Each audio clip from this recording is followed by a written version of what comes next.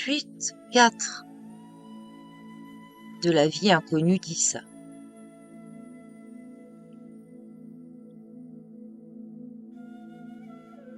Le lendemain soir, j'étais arrivée à Lé, songeant aux moyens qui pourraient me permettre de revenir au couvent.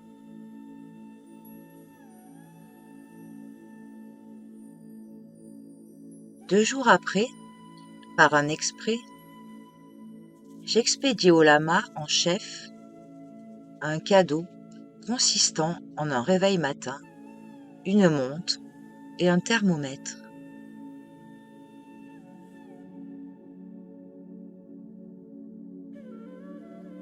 Je lui faisais annoncer qu'avant de quitter le Ladakh, je retournerais probablement au couvent,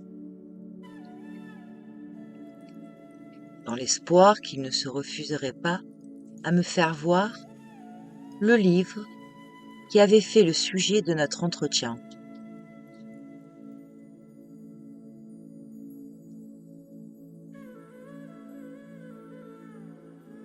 J'avais formé le projet de gagner le Cachemire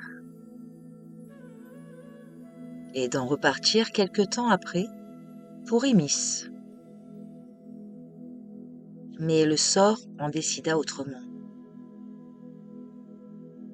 En passant devant une montagne, au haut de laquelle perche le Kompa de Piatak, mon cheval fit un faux pas, et je tombai à terre si malheureusement que je me cassai la jambe droite au-dessous du genou.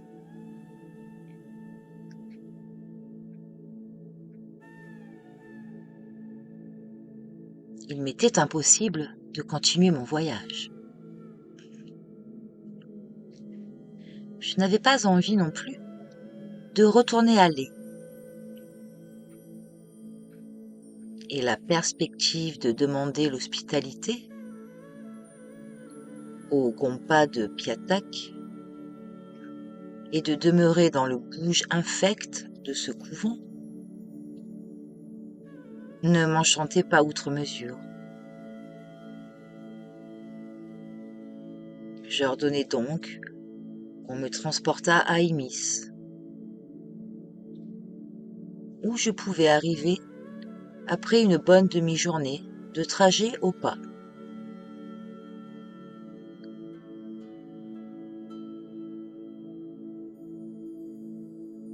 On pansa la jambe blessée, opération qui me causa d'intolérables souffrances. Et l'on me hissa en selle. Un porteur soutenait ma jambe malade.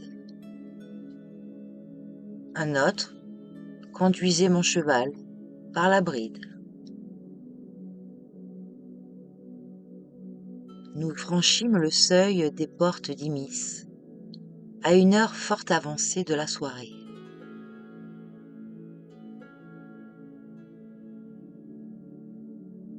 Apprenant mon accident, tous les gens enfermés sortirent à ma rencontre,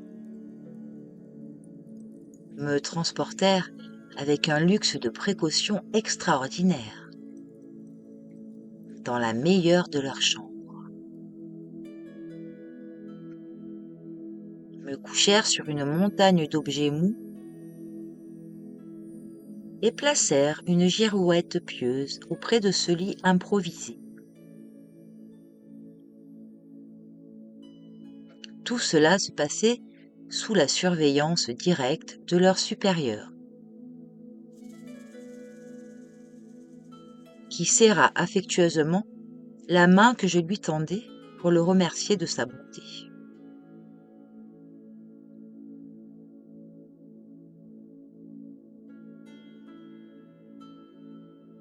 Au matin, j'entourai moi-même l'endroit malade de petites planchettes oblongues que je réunis entre elles à l'aide de ficelles.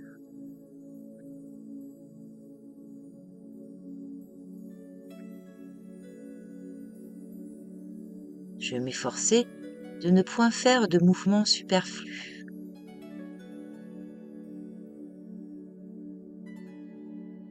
résultat favorable ne se fit pas attendre. 2 jours après, j'étais en état de quitter le Gompa et de me diriger lentement vers les Indes pour chercher un médecin.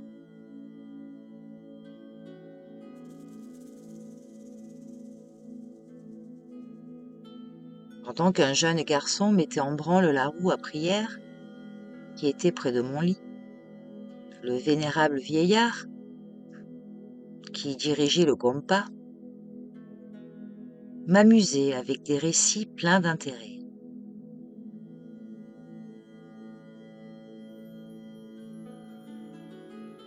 Ils sortaient souvent de leurs étuis mon réveil matin et ma montre, me questionnant sur la façon de les remonter et l'usage auquel ils servaient. Accédant enfin à mes vives instances, il finit par m'apporter 2 gros livres, cartonnés, dont les grandes feuilles étaient en papier jauni par le temps.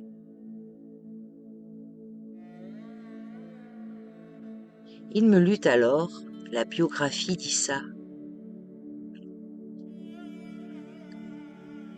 que je notais soigneusement sur mon carnet de voyage, d'après la traduction que m'en faisait mon interprète.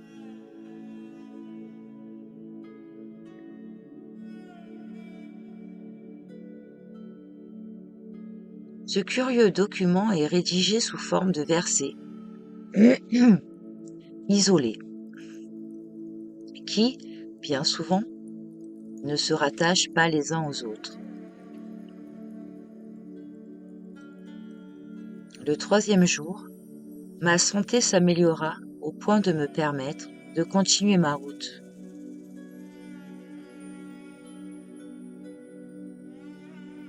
Après m'être soigné la jambe, je rebroussai chemin en me dirigeant vers les Indes, à travers le Cachemire. Ce furent 20 jours d'un lent voyage, rempli d'intolérables souffrances. Mais, grâce à une litière qu'un Français, M. Péchaud, m'envoya obligeamment, je profite de l'occasion pour le remercier de sa gracieuse hospitalité, et à un oukase du grand vizir du Maharaja du Cachemire,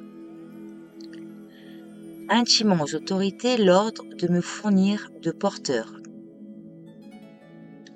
Je pus donc gagner Srinagar, d'où je repartis presque de suite, voulant gagner les Indes avant les premières chutes de neige. À Mouret, je rencontrai un autre Français, le sympathique comte André de Saint-Phal, qui faisait un voyage d'agrément à travers l'Hindoustan.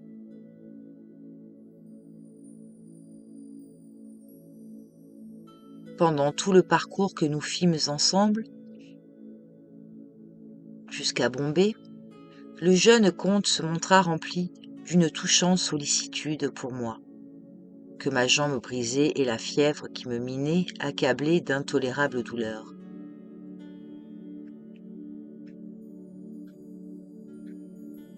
Je lui en garde une sincère reconnaissance, et jamais je n'oublierai les soins amicaux que m'ont prodigués, quand j'arrivai à Bombay, le marquis de Morès, le vicomte de Breteuil, monsieur Monod du comptoir d'Escompte, monsieur Mouette, gérant du consulat, et tous les Français de la très sympathique colonie française.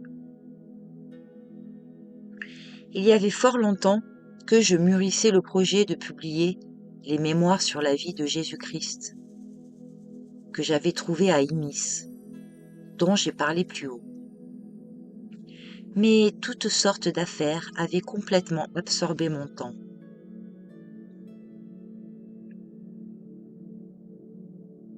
Ce n'est qu'aujourd'hui, après avoir passé de longues nuits blanches, à coordonner toutes mes notes, après avoir groupé les versets conformément à la marche du récit et imprimé à tout l'ouvrage un caractère d'unité, que je me résous enfin à faire voir le jour à la curieuse copie que voici.